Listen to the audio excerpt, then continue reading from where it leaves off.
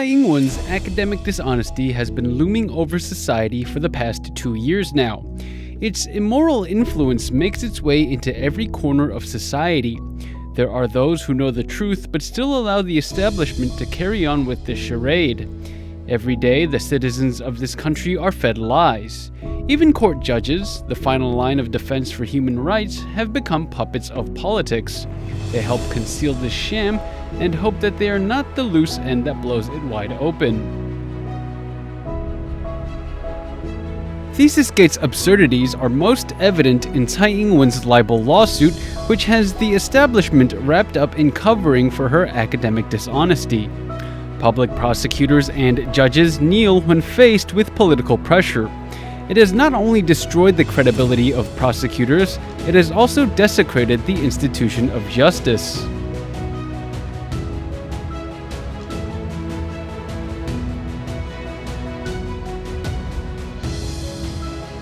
On October 20th, 2021, this defamation case had its first pretrial hearing. Under Judge Yao Niance's supervision, the hearing addressed only 2 unrelated questions. One was why the defendant didn't show up to the hearing, and the other concerned why the defendant's signature wasn't on any documents. After that, the judge dismissed the court, befuddling many of the spectators.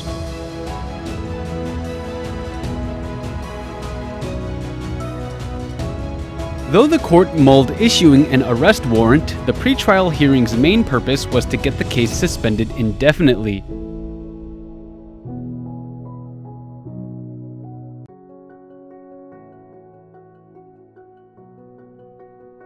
Defendants can choose not to appear at pretrial hearings as long as there is someone there to represent them.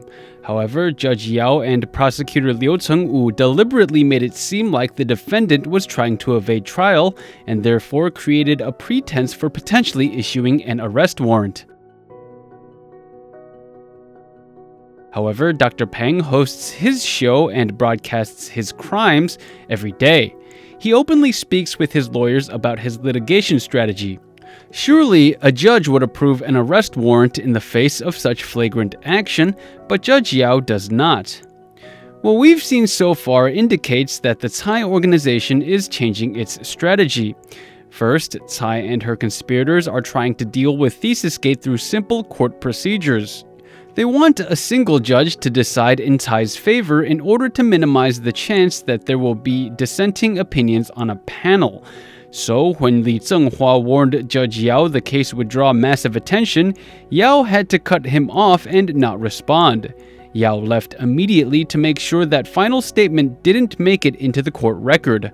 Otherwise, the case might move into more complex territory. Second, since June, several ThesisGate cases have progressed steadily through the legal system. The judicial system allowed these cases to move forward because Tsai needed them to. That way, during the UK tribunal court cases in August, the ICO could say that the people filing inquiries are defendants in ongoing court cases in Taiwan. With that precedent, they wanted to sway the tribunal court's decision. Now that the tribunal court has issued a decision favorable to Tsai, conspirators in Taiwan can once again impede ThesisGate court cases. That's why no progress was made during this latest pretrial hearing. The case, currently handled by Judge Zhang Yonghui, has also grinded to a halt. Judge Yao Niance gave the defense a hard time about documents lacking the defendant's signature. Prosecutor Liu also insisted that the conditions of the case required the defendant to be present in order to conduct proper testimony. The pretense of requiring the defendant's presence was to avoid addressing the defense's request to live-stream the court procedures. The defendant is the only one that would require privacy protection if the trial is live-streamed. However, Dr. Peng has already agreed to those terms since he is the one requesting the live stream. The courts have no valid reason to reject the defense's request, so they give the defense a hard time about the defendant not being present. A core purpose of pretrial hearings is to decide which witnesses will be called to offer testimony. Tsai Ing-wen is, of course, a key candidate in this regard. In any other court case anywhere else, Tsai Ing-wen would be summoned for testimony. However, the courts and the prosecutors here have many political considerations. They face pressure from above. So to avoid that discussion entirely, the courts make up a reason to threaten Dr. Pang with a warrant. They can't risk Tsai getting called on as a witness and, in turn, have the scandal draw attention. So long as the matter of the warrant remains unsolved, then the entire case will be suspended. This is what the prosecutor wants.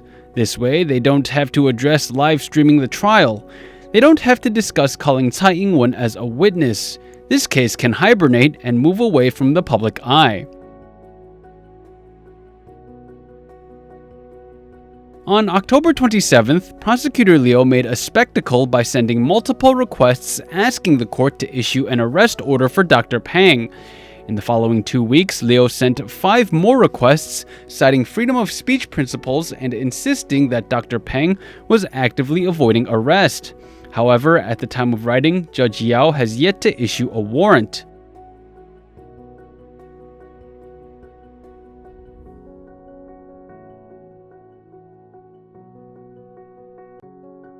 Defense lawyer Li Zhenghua saw right through the prosecutor's intentions to stall the court. He criticized Liu for making such a big deal of the matter, likening him to a clown that lacked any tact or finesse.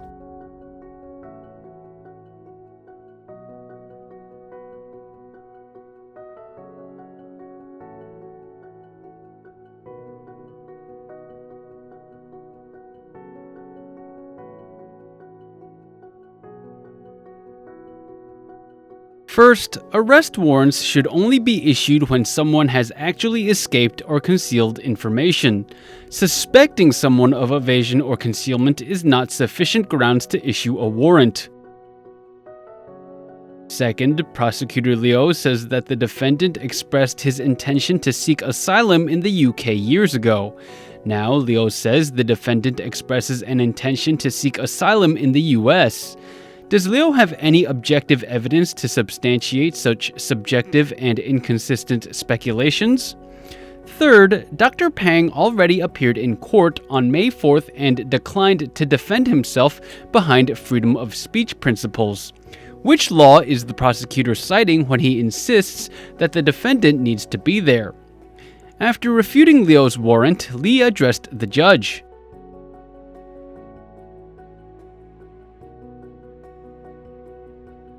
First, Li pointed out that this case commanded widespread public interest. He called on the judge to reprioritize the components of the case and address them. This was the 3rd time Li requested the court to do so. Second, Li asked the judge to reinstate Huang Wei's initial indictment, which included claims that Dr. Pang breached election laws. This was the 7th time the defense made such a request. Third, Huang Wei had investigation files that had not yet been retrieved, despite the defense having asked for them 5 times. This constituted the 6th request.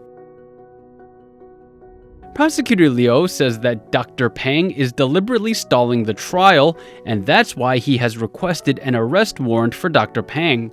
However, the prosecutor and the court are the ones stalling the proceedings. They have ignored the defense's motions and requests multiple times. They have made illegal orders. Now they're using the warrant as an excuse to suspend the case in an effort to avoid addressing the request to livestream court proceedings. They cover for Tsai and will hold out for as long as they can.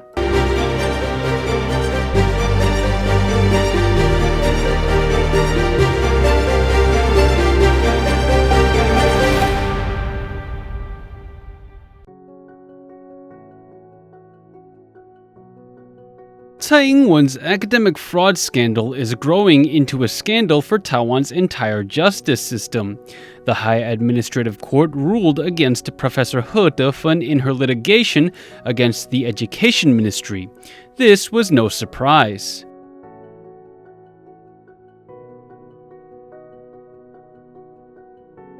In its decision, the Administrative High Court ruled that 1. Professor He received copies of Tsai's resume and degree on June 3rd, fulfilling her initial request.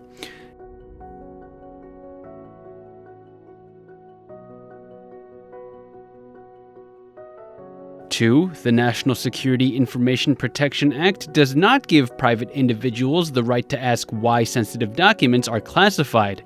Therefore, Professor He's request that the Education Ministry explain why it classified Tsai's file can go unanswered.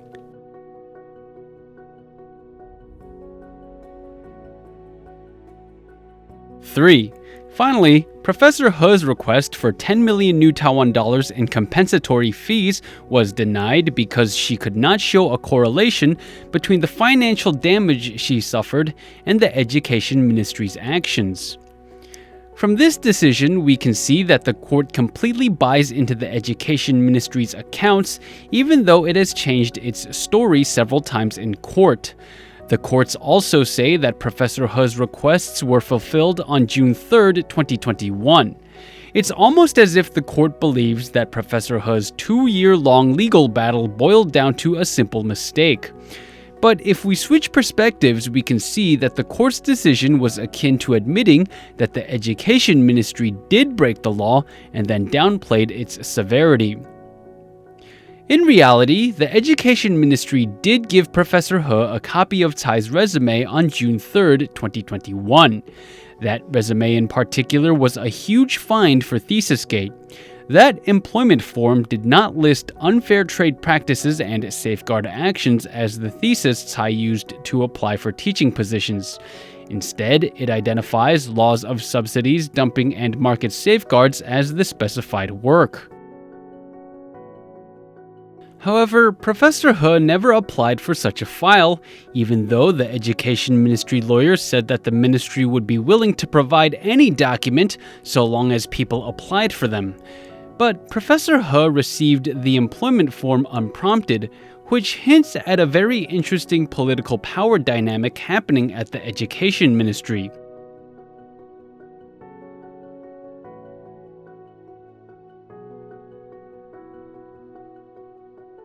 Even more fascinating is the fact that a copy of this employment form was given to the Education Ministry's Higher Education Department, almost as if trying to make a statement to Director General Zhu Junzang. Zhu once vouched for unfair trade practices and safeguard actions as Tsai's thesis during a press conference in July 2019. Even though the Education Ministry claims that it returned Tsai Ing-wen's work to her, this record indicating that Tsai's thesis was titled Law of Subsidies, Dumping, and Market Safeguards exists. However, there's no way that Zhu could have been mistaken if he had access to this record. He vouched for unfair trade practices and safeguard actions erroneously, and in the process showed that Tsai Ing-wen broke election laws.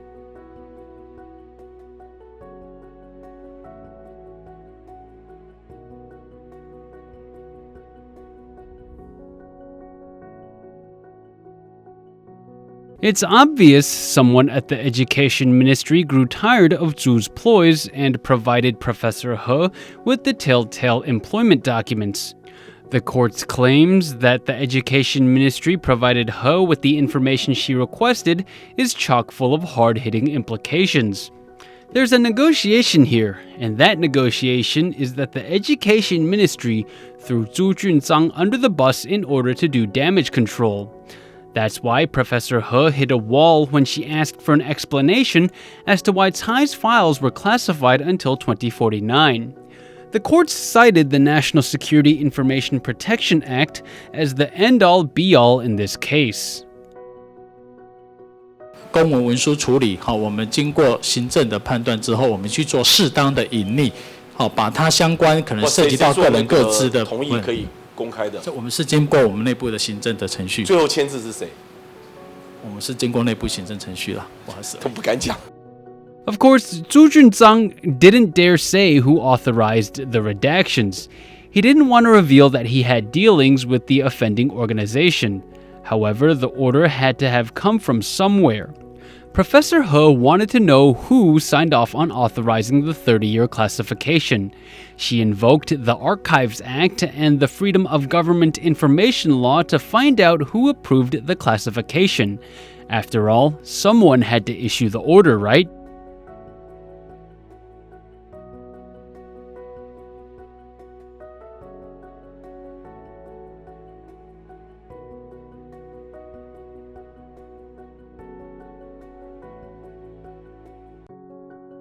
Article 17 of the Archives Act states, applications for viewing, copying, or duplicating archives shall declare the reason in writing. The government agency shall not refuse the applications unless it is based on the law. Article 9 of the Freedom of Government Information Law states citizens may request government agencies to provide government information in accordance with this law. When Zhu says that the files were classified in accordance with internal ministry procedure, then we can request that information under Article 7, Item 4 of the Freedom of Government Information Law. Who was the one that supervised the classification? That information should be published. The High Administrative Court's decision didn't dare speak of the other two laws. It only emphasized the portion of the National Security Information Protection Act that said the public couldn't ask for an explanation for the classification. Let's say that portions of Tsai's career files do need to be classified. However, the information discussed at the internal administrative evaluation, which Zhu Junzang claimed ultimately resulted in Tsai's files being classified, should be publicized because, clearly, the handling of Tsai's files differed from those of others. The government needs to reveal more information on that to remain transparent. The High Administrative Court's decision pretty much tells the people that the government can illegally classify any documents it wants, and the people can't ask why. It's clear why the High Administrative Court is called the Court of Losses. It's just a bunch of government officials covering for one another. It is a mockery of democratic values. The Education Ministry had to declassify Tsai's files in 2021 to get her employment file. However, the files were classified improperly right before the presidential election. The High Administrative Court glosses over these problematic accounts. It's clear that the court doesn't want to get into it either. The only thing it's willing to do is scapegoat Zhu Junzang. Even though Professor He can still appeal the decision to the Supreme Administrative Court, Tsai Ing-wen has already installed her cousin-in-law Wu Minghong as the head of that court. There is no way Professor He could overturn the decision there. Tsai wants all of the country's public servants to be completely loyal to her. She wants them to put their lives and careers on the line for her.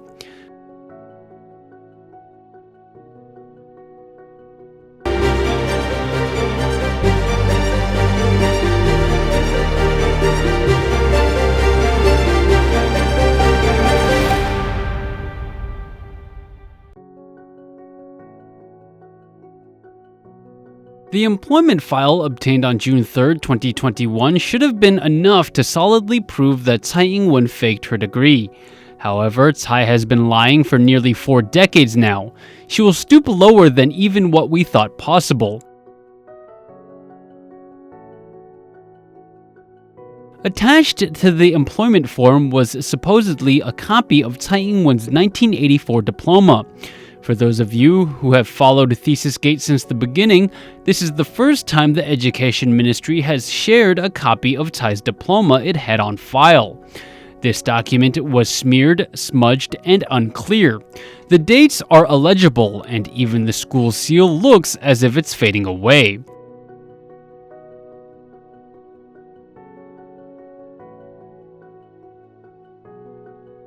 We already know that Tsai did not go through proper credential verification channels. She used this diploma to clear a path for her career using special privileges. With powerful people looking out for her, Tsai Ing-wen did not need to be too meticulous when it came to crafting a diploma.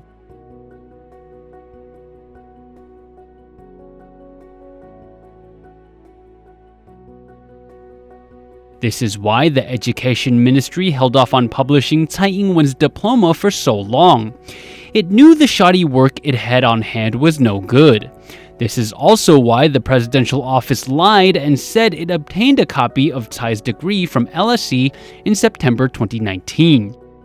However, the question still stands. Why did Tsai Ing-wen ever agree to release an employment form which contained so much damning evidence against her? The answer is in another lawsuit. Dr. Peng's case against Xavier Chang has already seen 3 different judges overseeing the proceedings. At first, Judge Zhou Yuxuan was assigned to it. Then her superiors interfered and forced her to go on parental leave. Currently, Judge Li Xiaofun is handling the case. A preliminary hearing is scheduled for November 15, 2021.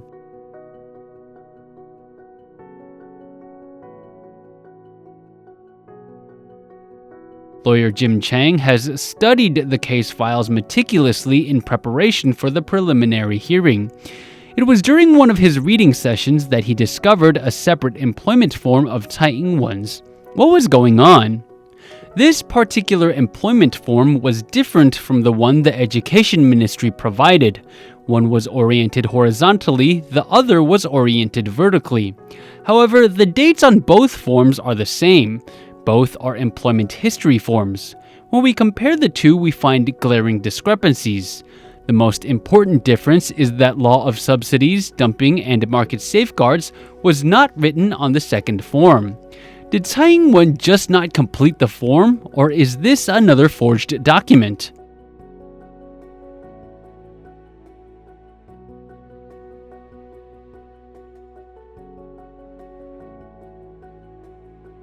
This wouldn't be the first time the offending organization had different versions of a document. Tsai's Viva notification memo and P.C. Kennedy's letter all had multiple versions. The reason why different versions exist is because each forgery served a different purpose.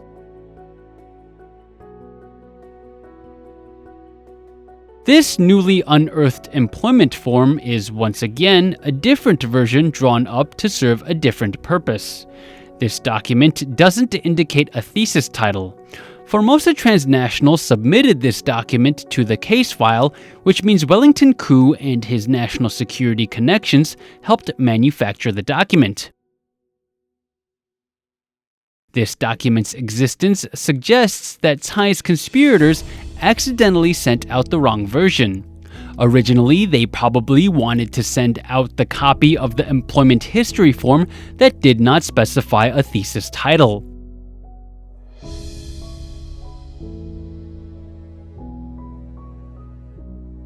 We'll have to wait until November 15th's preliminary hearing to see how Formosa Transnational explains these inconsistencies to Judge Lee.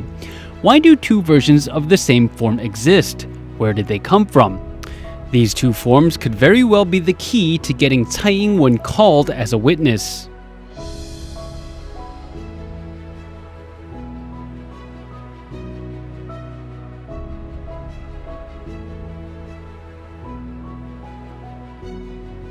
Anytime we find a new piece of evidence, the opposition begins scheming.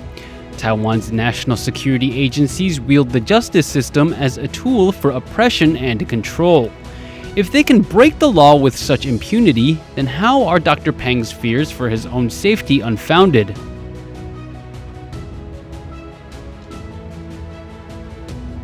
The only thing that can allay Dr. Peng's fears for his own personal safety is opening court proceedings to live streaming. This will ensure fair and just treatment.